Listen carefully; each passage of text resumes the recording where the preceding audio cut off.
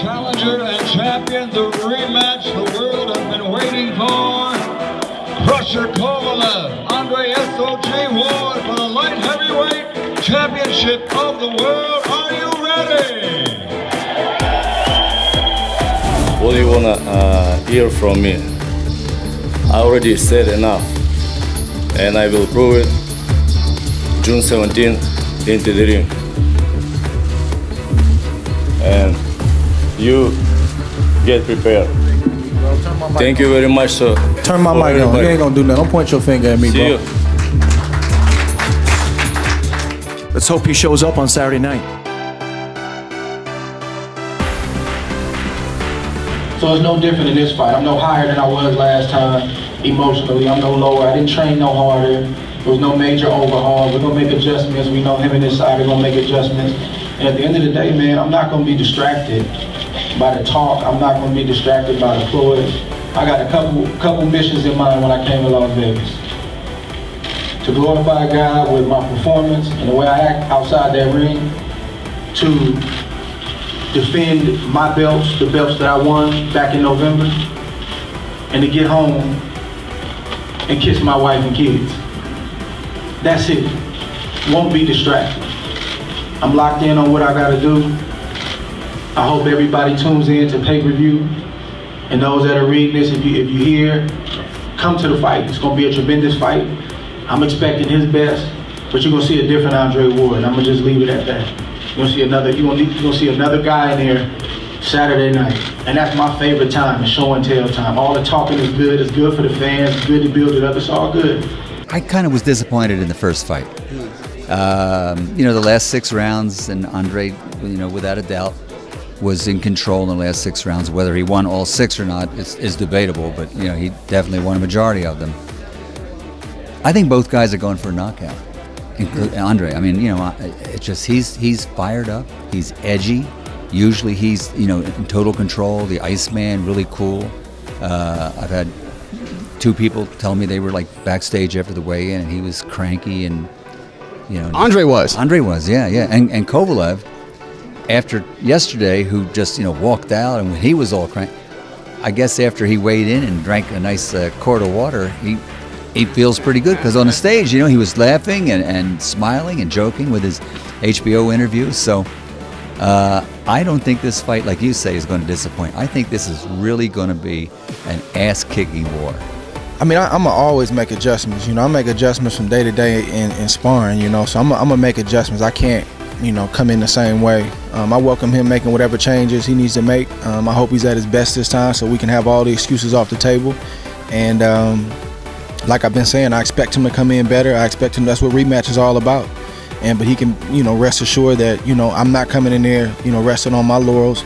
You know, I'm planning on putting in a lot of work, and we're making the necessary adjustments, and that's the beauty of a rematch. You know, you go to the drawing board, I go to the drawing board. My preparation right now is doing great. Like, not like last fight, but much better, because I deleted all my mistakes what I did before, and like I just get back all my training camp what I did before last 2 fights, you know, because two last fights I was overtraining for Chilemba and for Ward. I expect a similar fight to the first as far as tactically speaking. I think Andre's going to try to take it to the trenches. It's just a matter of what adjustments Kovalev makes to that. I think Kovalev is a good enough boxer to where Andre knows he can't box him for 12 rounds. You know, Andre's probably a better overall boxer, but Kovalev is not a bad boxer. He got that. He's one of those Eastern European branded boxers where technique and talent is enough to where you can set up your opponents. You can get him out of there. You know why? Because you can hit him. You can get him out of there. Kovalev has that power, and if he's able to get that extension on that right hand, he hurts you. So Andre knows this. He knows this is a guy. Maybe I can outbox, but I can't outbox him every second of every round. So there's a danger that I can be hit. So what does he do? He takes it to the trenches. He goes inside. We know Andre's been capable of doing that. He's done it to Edison Miranda. He did it to Milton Kessler, if we remember, you know. He did it to Frach in some spots, you know. So we know he can do that. It's like the ace in his sleeve. And he did that with Kovalev in the first fight. And that's, I think, I think it threw Kovalev a little bit off, where he didn't know what to do on the inside, especially once he'd had Andre down already. It may confuse him a little bit. You don't usually think that as a bully, the guy's going to try to bully you back. So I think it mentally kind of offset Sergey a little bit. I think that's probably been one of the main adjustments they've worked on in camp. So it's going to be interesting because, again, I do believe Andre knows he can't outbox Sergey every second of every round. So he's going to take it back to those trenches. It's going to be similar again.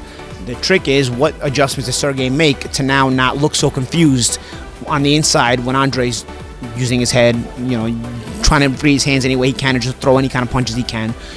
What adjustments have you made to counteract that? And that's going to be probably to keep the fight. I think the game planning is going to be very similar. You tell me what makes Andre such a great inside fighter.